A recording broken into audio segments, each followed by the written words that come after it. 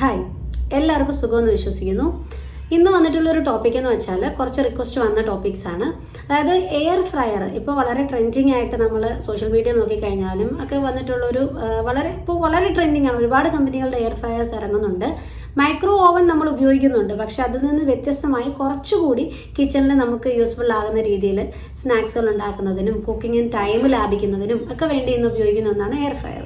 ഇത് ഉപയോഗിക്കാൻ എല്ലാവർക്കും ഇഷ്ടമാണ്, പലർക്കും വാങ്ങിക്കണമെന്ന് പ്ലാനും ഉണ്ട്. പക്ഷേ ഇത് വാങ്ങിക്കുമ്പോഴും എല്ലാവരുടെ മനസ്സിലും വരുന്നൊരു ഡൗട്ട്, ഇത് ഹെൽത്തി ആണോ എന്നുള്ളതാണ്. എയർ ഫ്രയർ എന്ന് പറയുന്ന ഒരു ഹെൽത്തി ഓപ്ഷൻ ആണോ? ഇത് ഉപയോഗിക്കുന്നത് മൂലം ക്യാൻസർ വരുമോ? അതാണ് മെയിൻ ആയിട്ടുള്ള ഡൗട്ട്. അപ്പോൾ ക്യാൻസർ വരുമോ? ഇതുപോലുള്ള കാര്യങ്ങളെ സംബന്ധിച്ചുള്ള ഡൗട്ടുകൾ ക്ലിയർ ചെയ്യുക എന്നുള്ളതാണ് ഇന്നത്തെ വീഡിയോയുടെ ലക്ഷ്യം. വീഡിയോ പൂർണ്ണമായും കാണുവാൻ എല്ലാവരും ശ്രദ്ധിക്കുക. എയർ ഫ്രയർ വാങ്ങിക്കാൻ താല്പര്യമുള്ളവരും അതുപോലെ ആർക്കെങ്കിലും വാങ്ങിച്ചു കൊടുക്കാൻ താല്പര്യമുള്ളവരും ഉണ്ടെങ്കിൽ ഈ വീഡിയോ അവർക്ക് ഉപകാരപ്പെടും എന്ന് തന്നെ വിശ്വസിക്കുന്നു. നിങ്ങൾക്ക് എന്തൊക്കെ ഡൗട്ടുകളുണ്ട്, ഏതൊക്കെ ടോപ്പിക്കുകളാണ് അറിയേണ്ടത്, ചെറുതായിക്കോട്ടെ വലുതായിക്കോട്ടെ, താഴെ കമൻസിലൂടെ അറിയിക്കുക. ആ കമൻറ്റുകൾക്ക് നമ്മൾ മാക്സിമം വീഡിയോസ് നിങ്ങൾക്ക് അപ്ലോഡ് ചെയ്യുന്നതിന് വേണ്ടി ശ്രമിക്കുന്നതായിരിക്കും. ഞാൻ ഡോക്ടർ ഷമി. വീഡിയോ ആദ്യമായി കാണുന്നവർ ചാനൽ സബ്സ്ക്രൈബ് ചെയ്യുക. ചാനൽ സബ്സ്ക്രൈബ് ചെയ്യുമ്പോൾ തൊട്ടടുത്ത് കാണുന്ന ബെല്ലൈക്കൺ കൂടി ക്ലിക്ക് ചെയ്താൽ മാത്രമേ കൃത്യസമയത്ത് നിങ്ങൾക്ക് നോട്ടിഫിക്കേഷൻസ് ലഭിക്കുകയുള്ളൂ. സോ നമുക്ക് വിഷയത്തിലോട്ട് കിടക്കാം. എയർ ഫ്രയർ എന്താണ്? അതാണ് ആദ്യം നമ്മൾ അറിഞ്ഞിരിക്കേണ്ടത്. ഇതും മൈക്രോ ഓവനും അല്ലെങ്കിൽ നമ്മൾ ഉപയോഗിക്കുന്ന സാധാരണ ഓവനും തമ്മിലുള്ള വ്യത്യാസം എന്താണ്? നമ്മൾ ചെറിയ ക്വാണ്ടിറ്റിയിലൊക്കെ ഫുഡ് ഉണ്ടാക്കാനാണ് യൂഷ്വലി എയർ ഫ്രയേഴ്സ് ഉപയോഗിക്കുന്നത്. കുറച്ചുകൂടെ ലാർജ് ക്വാണ്ടിറ്റി അതുപോലെ ബേക്കിംഗ് പർപ്പസിന്, ഗ്രിൽ പർപ്പസിന് കൂടുതലായിട്ട് നമ്മൾ ഉപയോഗിക്കുന്നത് ഓവനാണ് അല്ലേ. പക്ഷേ ഇപ്പോൾ തമ്മിൽ വേവുകളുടെ വ്യത്യാസമാണ്. നമ്മൾ ഹീറ്റ് വരുന്ന ഇൻറ്റൻസ് ഹീറ്റ് വേവ്സ് ആണ് നമ്മൾ എയർ ഫ്രയേഴ്സിൽ ഉപയോഗിക്കുന്നത്. അതേസമയം മൈക്രോ വേവ്സുകളാണ് നമ്മൾ ഓവൻ സെറ്റപ്പിൽ ഉപയോഗിക്കുന്നത്. രണ്ടും ഡിഫറെൻറ്റ് വേവ്സ് ആണ്. രണ്ടിലും നമ്മൾ നോർമൽ നമ്മൾ അടുപ്പിൽ വെച്ച് ഉണ്ടാക്കുന്നതിൽ നിന്ന് വ്യത്യസ്തമായിട്ടാണ് ഫുഡ് കുക്കായി വരുന്നത്. നമുക്കിനി ഒരു ടെമ്പറേച്ചർ ഡിഫറൻസ് നോക്കിക്കഴിഞ്ഞാൽ ഓവനിൽ എന്ന് പറഞ്ഞു കഴിഞ്ഞാൽ ടെമ്പറേച്ചർ വരുന്നത് 30 ഡിഗ്രി, റൂം ടെമ്പറേച്ചർ തൊട്ടിട്ട് ഒരു 250 ഡിഗ്രി വരെയുള്ള ടെമ്പറേച്ചർ വേരിയേഷൻ നമുക്ക് സെറ്റ് ചെയ്യാൻ സാധിക്കും. ഫ്രീ ഹീറ്റ് ചെയ്തിട്ടൊക്കെ ആയിരിക്കും പലതും ഉണ്ടാക്കുന്നത്. ഇനി അല്ല, നമ്മളിപ്പോൾ എയർ ഫ്രയറിലോട്ട് വരുമ്പോൾ കുറച്ചുകൂടി ലിമിറ്റഡ് ടെമ്പറേച്ചർ റേഞ്ചാണ് അതിനുള്ളത്. 160 ഡിഗ്രി തൊട്ടിട്ട് 200 ആണ് ഒരു നോർമൽ റേഞ്ച്. ചില സാഹചര്യങ്ങളിൽ ഹയർ 230 വരെയൊക്കെ പോകാറുണ്ട്. അപ്പോൾ ലിമിറ്റഡ് ടെമ്പറേച്ചർ റേഞ്ചാണ് എയർ ഫ്രയേഴ്സിന് യൂഷ്വലി ഉള്ളത്. ഏറ്റവും ഹെൽത്തിയർ ഓപ്ഷൻ ഏതാണെന്ന് വെച്ചാൽ നമ്മൾ അടുപ്പിൽ അല്ലെങ്കിൽ നമ്മൾ ചെയ്യുന്ന കാര്യം തന്നെയാണ് ഏറ്റവും ഹെൽത്തിയർ. അടുപ്പാണ് ഏറ്റവും ഹെൽത്തിയർ ഓപ്ഷൻ. അത് കഴിഞ്ഞാണ് നമ്മൾ ഗ്യാസ് പോലും വരിക. കാരണം ഗ്യാസിലാണെങ്കിൽ തന്നെയും ഹൈ ടെമ്പറേച്ചർ ആണ് അവിടെ വരുന്നത്. പെട്ടെന്നുണ്ടാകുന്ന ചൂടിൻ്റെ റൈസാണ് പല പ്രശ്നങ്ങൾക്കും കാരണമാകുന്നത്. ഇതിനർത്ഥം ഗ്യാസിൽ കുക്ക് ചെയ്താലോ അല്ലെങ്കിൽ ഓവനിൽ കുക്ക് ചെയ്താലോ എയർ ഫ്രയറിൽ വന്നാലോ ഡയറക്റ്റ് ക്യാൻസർ എന്നല്ല ഞാൻ പറയുന്നത്. പക്ഷേ ശരിയാവണ്ണം നമ്മൾ ഉപയോഗിച്ചില്ലെങ്കിൽ ഇതിലേത് വേണമെങ്കിലും നമുക്ക് ക്യാൻസർ പോലെയുള്ള വിപത്തുകൾ ഉണ്ടാക്കാം. അതെങ്ങനെയാണ്, എന്തൊക്കെയാണ് ഇപ്പോൾ ഉപയോഗിക്കുമ്പോൾ ശ്രദ്ധിക്കേണ്ടത്, ആ കാര്യങ്ങൾ നമുക്ക് നോക്കാം. ഇപ്പോൾ നമ്മൾ പറഞ്ഞു ഡിഫറെൻ്റ് ആയിട്ടുള്ള വേവ്സ് ആണ് നമ്മൾ ഓവനകത്താണെങ്കിൽ എയർ ഫ്രയറിലാണ് ഉപയോഗിക്കുന്നത്. ഇപ്പോൾ ഹീറ്റ് വേവ്സ് ആണ് എയർ ഫ്രയറിൽ ഉപയോഗിക്കുന്നതെന്ന് പറഞ്ഞു. അത് അത്ര വലിയ പ്രശ്നക്കാരനൊന്നുമല്ല. നമുക്ക് ഹീറ്റ് വേവ്സ് ഉപയോഗിച്ച് പെട്ടെന്ന് ആഹാര പദാർത്ഥം ചൂടാക്കുകയും അതിൻ്റെ കുക്കിംഗ് ടൈം കുറയ്ക്കുകയും എണ്ണയുടെ ഉപയോഗം കുറയ്ക്കുകയും ചെയ്യും. ഇപ്പോൾ എയർ ഫ്രയേഴ്സ് വ്യാപകമാകാനുള്ള പ്രധാന റീസൺ എന്ന് വെച്ചാൽ ഓയിൽ ഫ്രീ ആയിട്ടുള്ള ഫുഡ് ഉണ്ടാക്കാൻ പറ്റുന്നു എന്നുള്ളതാണ്. പലർക്കും കൊളസ്ട്രോൾ അല്ലെങ്കിൽ കുറച്ച് പേര് ഡയറ്റ് ഹെൽത്ത് നോക്കുന്നവരുണ്ടാവും, ഫിറ്റ്നസ് നോക്കുന്നവരുണ്ടാവാം. അപ്പോൾ അവർക്കൊക്കെ ഒരു ഗുഡ് ഓപ്ഷൻ ആയിട്ട് അവരിപ്പോൾ സജസ്റ്റ് ചെയ്തത് എയർ ഫ്രയേഴ്സ് ആണ്. കാരണം അതിൽ നമുക്ക് ഒരു എണ്ണയിൽ മുക്കി പൊരിക്കേണ്ട ഒരു ചിക്കൻ അല്ലെങ്കിൽ എന്തെങ്കിലും ഒരു ഫുഡ് ഐറ്റം നമുക്ക് ജസ്റ്റ് ഓയിൽ സ്പ്രെഡ് ചെയ്താൽ, ജസ്റ്റ് ഒന്ന് അപ്ലൈ ചെയ്ത് കൊടുത്താൽ നമുക്ക് കുക്ക് ചെയ്തെടുക്കാൻ പറ്റും. അപ്പോൾ പഫ്സ് പോലുള്ളതൊക്കെ നല്ല ക്രിസ്പി ആയിട്ട് നമുക്ക് ഉണ്ടാക്കിയെടുക്കാൻ പറ്റും, നമുക്ക് ഓവൻ ഇല്ലാതെ തന്നെ. അപ്പം അതൊക്കെ എയർ ഫ്രയേഴ്സിൻ്റെ ബെനിഫിറ്റുകളാണ്. ഓയിൽ കുറയ്ക്കുന്നു എന്നുള്ളതാണ് ഏറ്റവും വലിയ ഇതിൻ്റെ ബെനിഫിറ്റ്. പിന്നെ കുക്കിംഗ് ടൈമും. ഇനി ഇതിൻ്റെ ഒരു ഡിസഡ്വാൻറ്റേജ് നോക്കിക്കഴിഞ്ഞാൽ ഇതിൽ കുക്കിംഗ് ടെമ്പറേച്ചർ നമ്മൾ എപ്പോഴും ശ്രദ്ധിച്ചിരിക്കണം. അതായത് ഹൈ ടെമ്പറേച്ചറിലോട്ട് ഇപ്പോൾ നമ്മൾ എടുക്കേണ്ട ഒരു പഫ്സ് അല്ലെങ്കിൽ ഉണ്ടാക്കുന്ന ഒരു ഫ്രൈ അത് ഓവറായിട്ട് കുക്കായി പോയാൽ ഹൈ ഹീറ്റിലോട്ട് പോയി കരിഞ്ഞു പോയാലാണ് പ്രശ്നം ഉണ്ടാകുന്നത്. എയർ ഫ്രയേഴ്സ് ഒരിക്കലും ക്യാൻസർ ഉണ്ടാക്കുന്നില്ല. പക്ഷേ എയർ ഫ്രയർ നമ്മളിങ്ങനെ കരിഞ്ഞൊക്കെ പോകുമ്പോൾ ഉണ്ടാകുന്ന അക്രിലമൈഡ് എന്ന് പറയുന്ന ഒരു കോമ്പൗണ്ട് ഫോം ചെയ്യുന്നതിന് കാരണമാകും.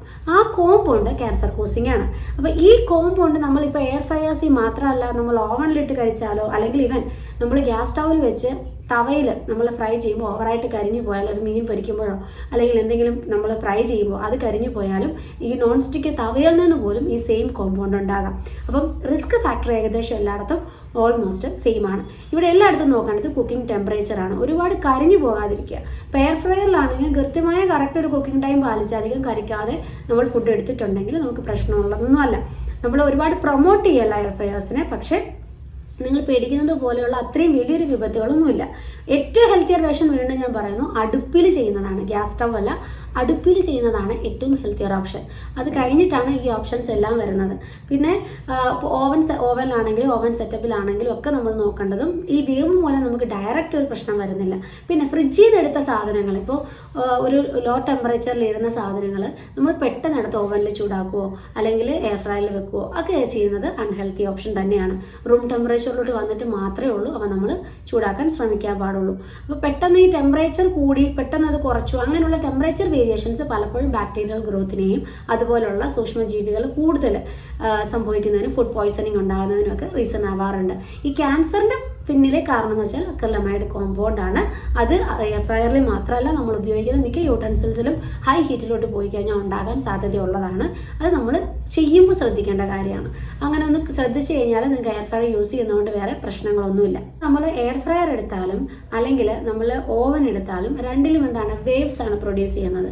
ഈ വേവ്സ് ഫുഡിൻ്റെ എല്ലാ ഏരിയകളിലോട്ട് എത്തുകയും ഈക്വലായിട്ട് ഹീറ്റ് ഡിസ്ട്രിബ്യൂട്ട് ചെയ്യുകയും ക്രിസ്പിനെസ്സോട് കൂടി നമുക്ക് ഫുഡ് ലഭിക്കുന്നതിന് വേണ്ടി സഹായിക്കുകയും ചെയ്യുന്നു. അതാണ് ഈ രണ്ടെണ്ണത്തിൻ്റെയും ഫംഗ്ഷൻ എന്ന് പറയുന്നത്. നമുക്ക് കൂടുതലും ഇതിൽ സ്വീകാര്യത വന്നതിന് പിന്നിലെ ഒരു കാരണം അതാണ്. പല സ്നാക്സുകളും ക്രിസ്പി ആയിട്ടുള്ള സ്നാക്കുകൾ ഇഷ്ടപ്പെടുന്നവരാണ് കൂടുതൽ ആളുകളും. അപ്പോൾ നമുക്കിപ്പോൾ നമ്മളല്ലാതെ തന്നെ എണ്ണയിൽ മുക്കി പൊരിക്കുന്നതിനേക്കാൾ നല്ല ഇതിൽ നമുക്ക് KFC പോലത്തെ അല്ലെങ്കിൽ ഫ്രൈഡ് ചിക്കൻസ്, ഫ്രഞ്ച് ഫ്രൈസ് എല്ലാ സാധനങ്ങളും നമുക്ക് ഓയിൽ കുറച്ച് തന്നെ കൂടുതൽ ക്രിസ്പി ആക്കി എടുക്കാൻ ഇതുപോലുള്ള അപ്ലയൻസസ് സഹായിക്കുന്നുണ്ട്. അതാണ് ഇവ കൂടുതൽ നമ്മൾ ചെയ്യുന്നതിന് പിന്നിലെ കാരണം. അത് നമ്മളിപ്പോൾ സ്റ്റൗവിലൊക്കെ യൂസ് ചെയ്യുകയാണെങ്കിൽ കൂടുതൽ എണ്ണ പിടിക്കും, ഇവിടെ അത്രയും വരുന്നില്ല. പിന്നെ വേറൊരു ഫാക്ടർ, ഈ എയർ ഫ്രയർ ഉപയോഗിച്ച് കഴിഞ്ഞാൽ കൊളസ്ട്രോൾ കുറയുമോ എന്ന് ചോദിച്ചു കഴിഞ്ഞാൽ എയർ ഫ്രയറിൽ നമ്മൾ ചെയ്യുന്ന ഒരു കാര്യം എന്ന് വെച്ചാൽ എണ്ണയുടെ അളവ്, നമ്മൾ കൊടുക്കുന്ന എണ്ണയുടെ അളവ് കുറയുന്നു എന്നത് മാത്രമാണ്. അതായത് നമ്മൾ എണ്ണയിൽ മുക്കി പൊരിക്കേണ്ട ഒരു സാധനം നമ്മൾ എണ്ണ തടവി നമുക്കത് പൊരിച്ചെടുക്കാൻ പറ്റും. നമ്മൾ ഉപയോഗിക്കുന്ന എണ്ണയുടെ അളവ് കുറയും, ആ ഒരു എമൗണ്ട് നമുക്ക് കൺട്രോൾ ചെയ്യാൻ പറ്റും. അതുമൂലമാണ് കൊളസ്ട്രോൾ ഉണ്ടാകുന്നതെങ്കിൽ നമുക്ക് കൺട്രോൾ ചെയ്യാൻ പറ്റും. പക്ഷേ എന്ന് കരുതി ബാക്കി ഫുഡിൻ്റെ കൊളസ്ട്രോൾ അവിടെ പോകുന്നില്ല. അതായത് ഇപ്പോൾ എയർ ഫ്രയറിൽ വെച്ചാൽ കൊളസ്ട്രോൾ ഇല്ല എന്ന് കരുതി 3 നേരവും ചിക്കൻ കഴിച്ചാൽ അല്ലെങ്കിൽ 4 നേരവും ചിക്കനും ഈ പറഞ്ഞ പോലെ പഫ്സും കഴിച്ചുകൊണ്ടിരിക്കുന്ന ഒരാൾക്ക് കൊളസ്ട്രോൾ ഉണ്ടാവും. ഫുഡിൻ്റെ ഇൻബിൽറ്റ് ആയിട്ടുള്ള ഫാറ്റോ കൊളസ്ട്രോളോ അവിടെ മാറ്റം വരുന്നില്ല. നമ്മൾ കൊടുക്കുന്ന എണ്ണയാണ് അവിടെ കൺട്രോൾഡ് ആവുന്നത്. അത് ഞാൻ പറയുന്നതിന് അതൊരു കാരണമുണ്ട്. കാരണം എയർ ഫ്രയർ വാങ്ങിച്ചതിന് ശേഷം ഓക്കെ ഇനി കൊളസ്ട്രോൾ ഉണ്ടാവില്ല എന്നാണ് കണ്ടിന്യൂസ് ആയിട്ട് ഇത് യൂസ് ചെയ്യുന്ന ആളുകളുണ്ട്. പിന്നെ വേറൊരു കാര്യം, ഇങ്ങനെയുള്ള ഏതൊരു അപ്ലയൻസും കണ്ടിന്യൂസ് ആയിട്ട് യൂസ് ചെയ്യാതിരിക്കലാണ് ഈ ഒരു ഹെൽത്തിയർ ഓപ്ഷൻ.